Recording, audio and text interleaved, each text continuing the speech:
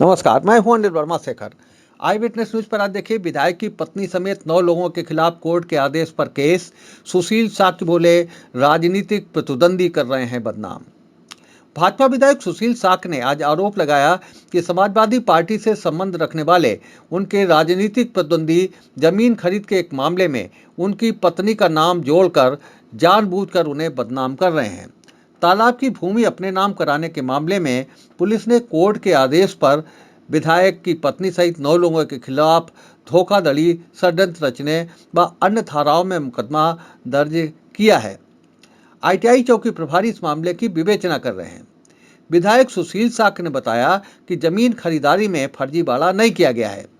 उनकी पत्नी ने 24 मार्च 2005 को ग्राम फोफतपट्टी निवासी सुरेश चंद की 13 डिसमिल जमीन का बैनामा कराया था। सुरेश चंद के साथ ही गांव के सुधीर मोहन कटियार चकबंदी अधिकारी के 7 अप्रैल 2003 के आदेश के तहत गाटा संख्या 203 के भूमिधरी संक्रमणी मालिक थे।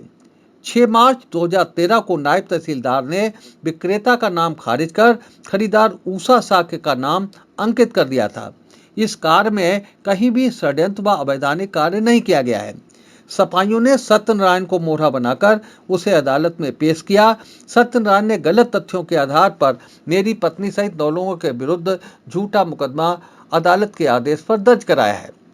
जिला सहकारी बैंक के उपसभापति और भाजपा के पूर्व जिला अध्यक्ष डॉक्टर भूदेव सिंह राजपूत के साथ पत्रकारों से बातचीत में भाजपा विधायक ने कहा कि यदि पूर्व में इस जमीन में फर्जीवाड़ा किया गया होगा तो उसकी मुझे कोई जानकारी नहीं है। कभी भी जांच के दौरान उनसे पूछताछ नहीं की गई। अब पता चला है कि तहसीलदार ने विवादित जमीन को तालाब घोषित कर दिया है। सुधीर मोहन कटियार की मौत के बाद उनकी पत्नी व पुत्र का नाम विरासत में आया है। जमीन को लेकर राजस्व अभिलेखों में फर्जीवाड़ा करने वाले दोषी हैं, उनके खिलाफ कार्रवाई होनी चाहिए। ज्ञातव्य है कि कोतवाली पुलिस ने बीते दिनों अदालत के आदेश पर ग्राम फोफतपट्टी निवासी सत्यनारायण की ओर से 9 लोगों के विरुद्ध धारा 147, 148, 149, 452, 323, 504, 506, 420, 467, 468, 471 व 120 बी के तहत रिपोर्ट दर्ज की है। मुकदमे में आवास विकास कॉलोनी निवासी श्रीमती ऊषा साक्य, पत्नी सुशील साक्य समेत 9 लोगों को आरोपी बनाया गया है। रिपोर्ट में आरोप लगाया गया है कि अभियुक्तों ने खतौनी में फर्जी तरीके से कूट रचना व स्याही को बदलकर दस्तावेजों में कटिंग करके षड्यंत्र पूर्वक राजस्व कर्मियों से साठगांठ कर अपने निजी लाभ के लिए सरकारी तालाब को अपने नाम करवा लिया है। माननीय न्यायालय के आदेशानुसार कोतवाली फर्रुखाबाद में 9 व्यक्तियों के विरुद्ध उचित धाराओं में एक अभियोग पंजीकृत किया गया है, जिसकी विवेचना चल रही है। सही तथ्यों के आधार पर आगे की वैधानिक कार्रवाई की जाएगी। किसी भूपतपट्टी के व्यक्ति को खड़ा करके और सीजेएम कोर्ट में ये शिकायत कराई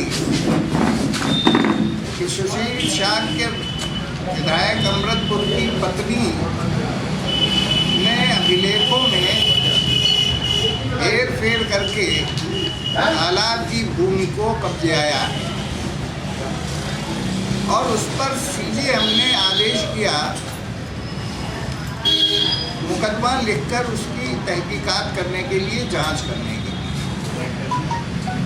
तो मैं स्पष्टीकरण देना चाहता हूं कि हमारी पत्नी ने 2015 में भूपतपट्टी में चकबंदी के बाद जिसके नाम जमीन आई उसका आधे का हिस्सेदार सुरेश था और उस सुरेश से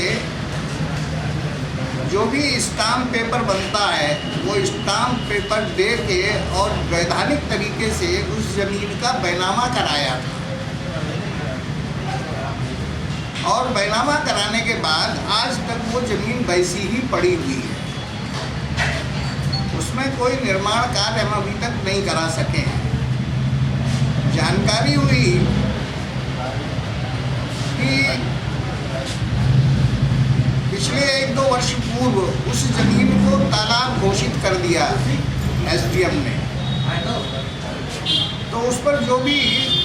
संवैधानिक कार्रवाई हो सकती है, वकीलों के माध्यम से हम अपनी कार्रवाई कर रहे हैं।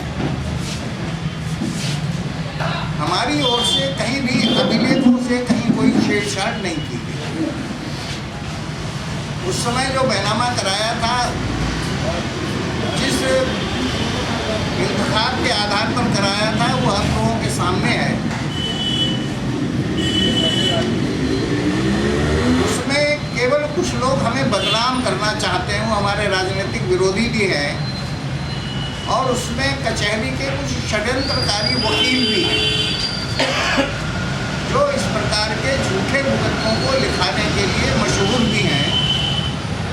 ऐसे लोगों के विरुद्ध जो भी कार्रवाई वैधानिक होगी वो कार्रवाई करेंगे। अब वो जांच का विषय है। अभी तो मोटा सूचनाएं मिल रही हैं। क्या वो नाम कह सकते हैं जी? विरोधी में कौन सा दल है? अपनी पार्टी के ही कोई लोग हैं विरोधी आपके? नहीं, हमारी पार्टी की तो नहीं। राजनीति में कौन सी पार्टी के विरोधी? समाजवादी पार्टी के समर्थक। अच्छा, सपा।